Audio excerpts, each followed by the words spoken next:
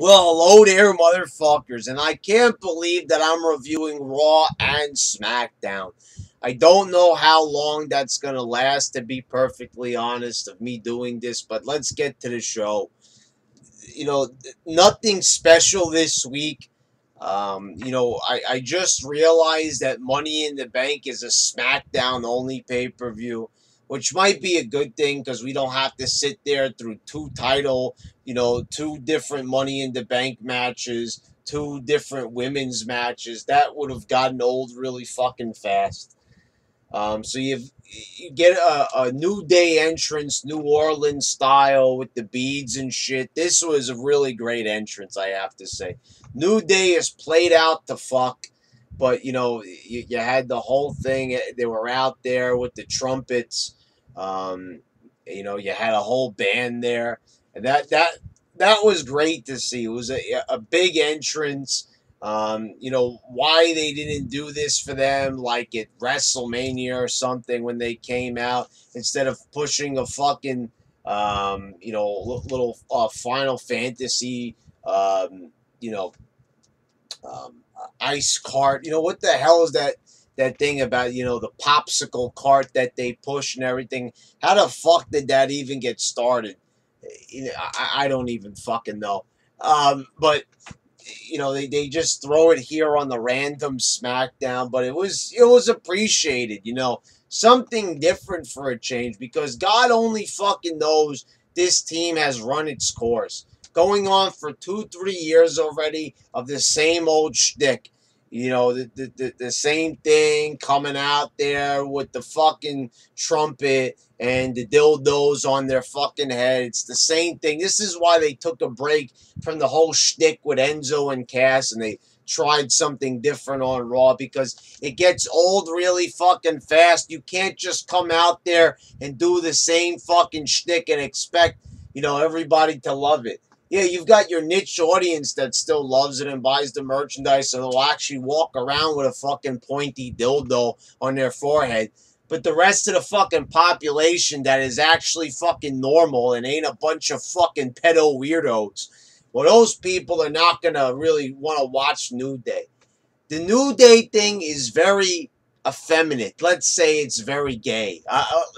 Let's be perfectly honest. The bright colors, coming to the ring, acting goofy and shit. It's for the kids, but sometimes they say things that are more adultish that kids are not gonna get. But still, if you're an adult and you're there at an event dancing in the audience, you should be fucking embarrassed for yourself. I mean, I think back to when people were flipping middle fingers when Stone Cold would come out, and now you've got people dancing, in the fucking audience. What a fucking joke. So we had, another one of these cookie cutter promos, coming out constantly with the you had Breezango, the Usos coming out, and the Colognes. And you could definitely see with the Colognes that, all the other teams have the charisma, but the Colognes don't have any. And they've actually been here longer than anybody pretty much on the roster, and still I guess they need good material, but it was quite obvious coming out who was the worst on the mic. They were the worst by far. So then you had an 8-man tag, New Day and Breezango defeating the Colognes and the Usos. And I'm not a big fan of the Usos losing here. I like this team. They should be portrayed as being tough champions. But of course, the champions team loses. This is what we're used to. This is what always happens right before pay-per-view. The champions lost. So does that mean that they're going to lose on the pay-per-view? And fanboys all over the internet like Wade Keller and Meltzer Magoo and the rest of the goofballs out there are going to speculate. But I'm here to say I don't give a fuck anymore. It's the same thing before every single pay-per-view. The champions lose. Are they going to lose at the pay-per-view? Who the fuck cares anymore, honestly? Zack Ryder returns backstage with Mojo Rawley. Once again, I have to break into my little rant here about Zack Ryder and what a waste it is. So, you know, they put all this stuff on the internet once again of Zack Ryder recovering. They could have put that on SmackDown easily, spared 2 minutes, maybe edited it up a bit, you know, just to dedicate it to Zack Ryder. Here's a guy that they put all this stuff on him on the internet, which, you know, people go on the internet. The YouTube channel's got 12 million subscribers. Okay, but how many people are actually watching WWE on a you know, on a daily basis? They did a special on there, a little video of Zack Ryder battling cancer, with all the things they do with Susan G. Coleman, and they also did another segment tonight about a WWE hero, and they, you know, they want to do good things with people. You know, the thing is, I don't want to mean, I've said this in the past, to exploit Zack Ryder, but if they want to tell a great story of how a guy overcame, you know, a life-threatening disease and actually achieved his dream of being an intercontinental champion in the WWE, what a great story they could tell there. This guy also battles back from an injury. He's out for like 6 months. They just throw it up on the internet. Here's also a guy that got himself over when the WWE was just treating him like a fucking jobber. He had entire audiences for almost 2 years straight, mind you.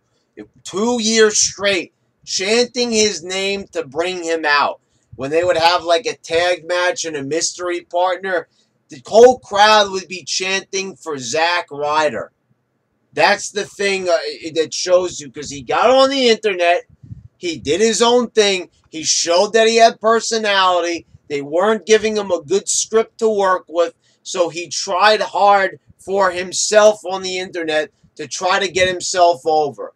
Everybody else is just fucking jacking off on Twitter, arguing with fans because they're telling them they have no charisma. Instead, Zack Ryder actually got on YouTube. He was on Twitter as well, but on YouTube, making videos, doing footage, which is relevant to WWE and how they do business. WWE is very visual. And so he actually gave you a video, not a fucking podcast, a fucking video. And each week he would give you a new video. And soon this guy had whole fucking audiences cheering for him because he was entertaining on the internet and people wanted to see him on the actual show.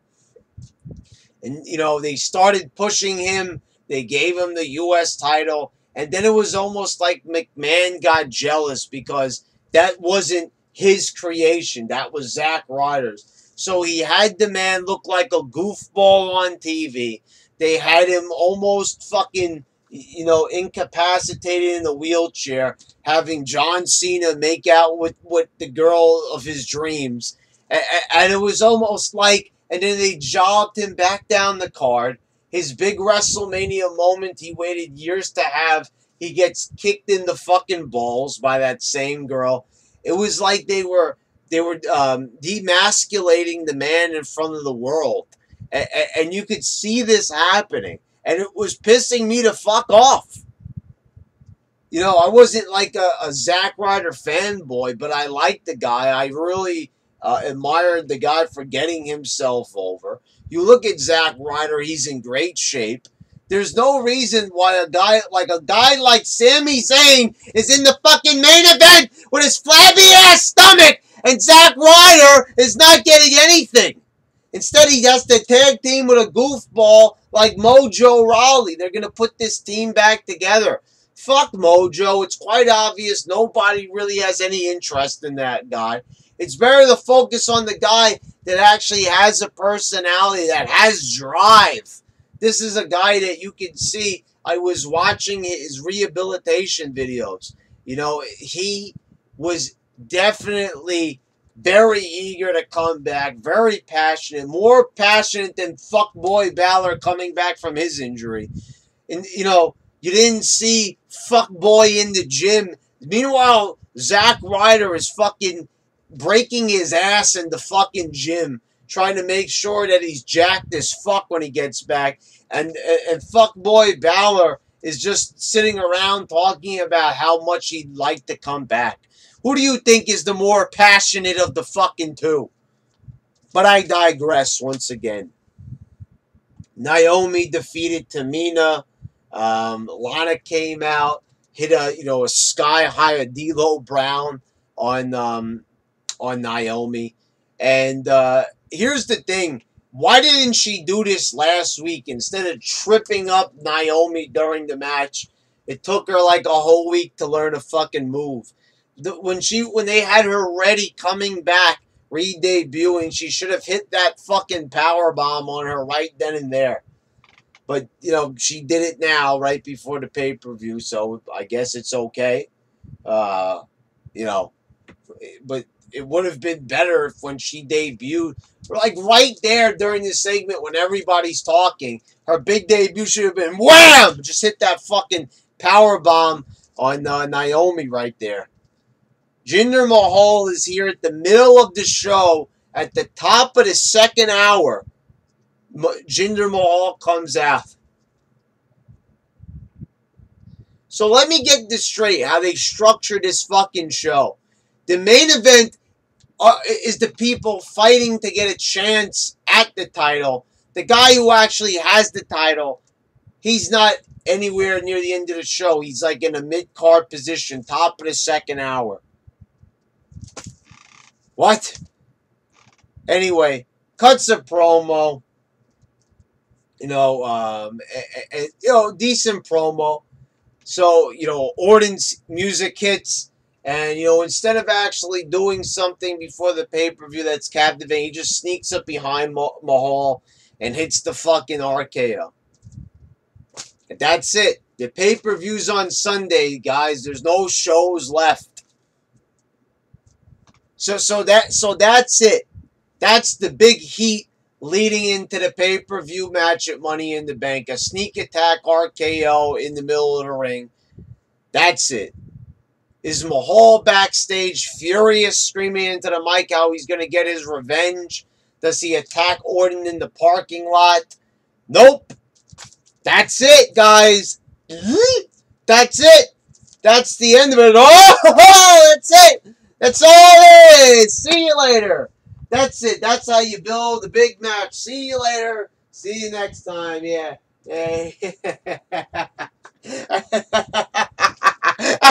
Retarded! How do you build a big pay-per-view match by doing it that way? That's it. Jinder looks like a fucking punk, and then it's back to our regularly scheduled shit fucking program. Go fuck yourselves!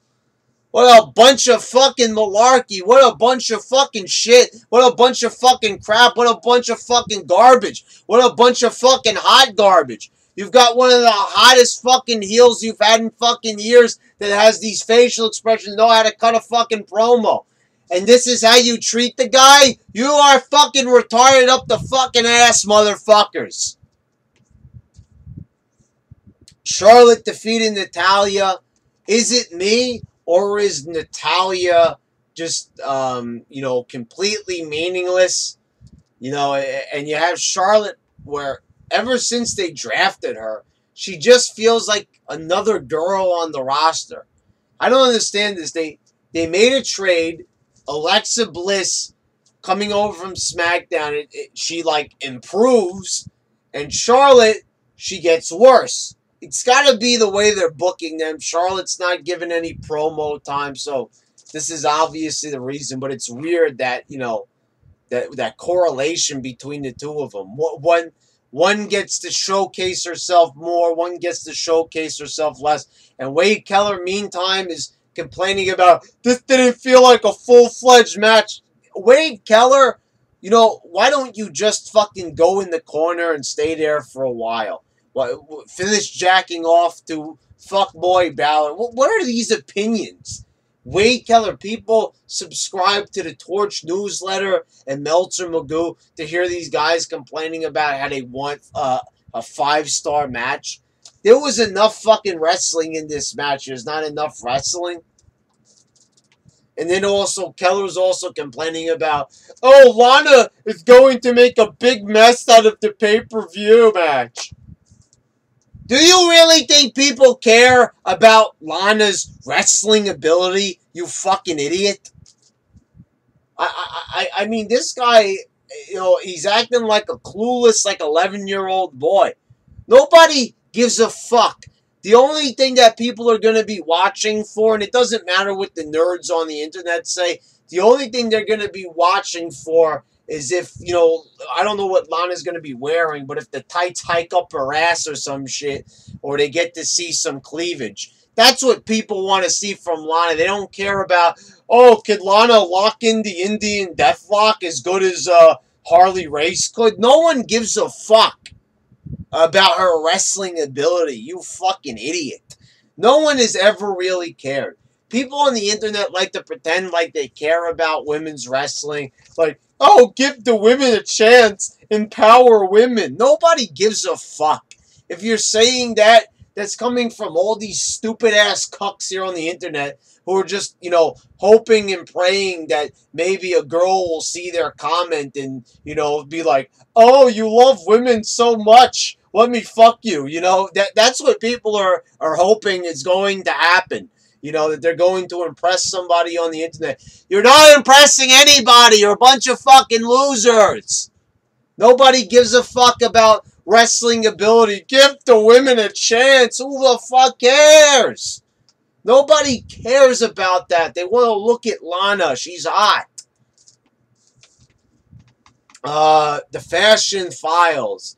You know, not as good as last week's segment, but it is pretty funny with Fandango withdrawing the stick figures. He wanted to know who attacked Tyler Breeze. So, you know, he shows him making like he's making a sketch of the perpetrator, but just stick figures.